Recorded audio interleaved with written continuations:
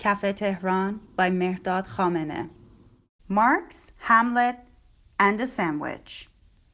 In summer of 2015, Shirin and I translated Marx in Soho by Howard Zinn and Hamlet in the Village of Lower Merdusha by Ivo Breshon into Persian.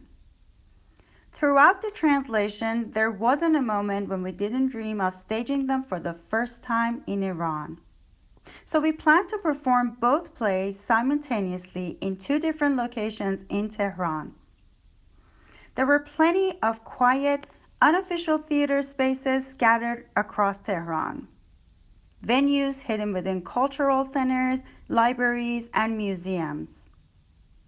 We proposed Marx in Soho for the Izzatullah Intizami Museum and Hamlet for the Qasr Museum, formerly Qasr Prison. The Hamlet production had 12 actors, while Marx was a monologue. One of Hamlet's more experienced actresses who played Ophelia also prepared to play Marx with a backup actress on standby.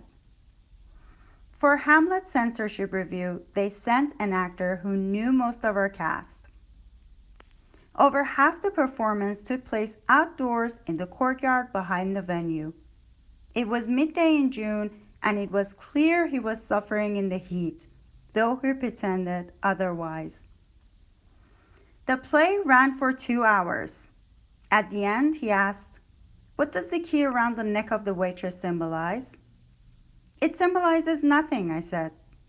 "It's just the key to her cafe." To avoid any confusion, she should keep it in her pocket. With that problem solved, he approved our performing permit.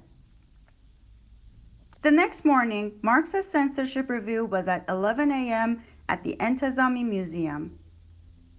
The censor person was a university theater lecturer. He simply said, "Come tomorrow and collect your permit." So both plays were approved. Marx was at 6 p.m. in Intizami and Hamlet was at 8 p.m. in Qasr. As soon as Marx ended, the lead actor had to race across the city with Shirin to make it in time for Hamlet. For a month, we staged both plays without a single minute of delay. But the best part came around 9 p.m. for us when Hamlet's third act began. At that point, Shirin and I had nothing left to do until the play ended.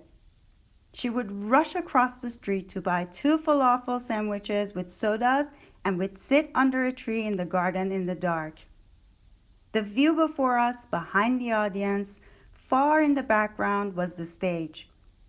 We devoured our sandwiches and we wrapped each other in an embrace and savored the moment.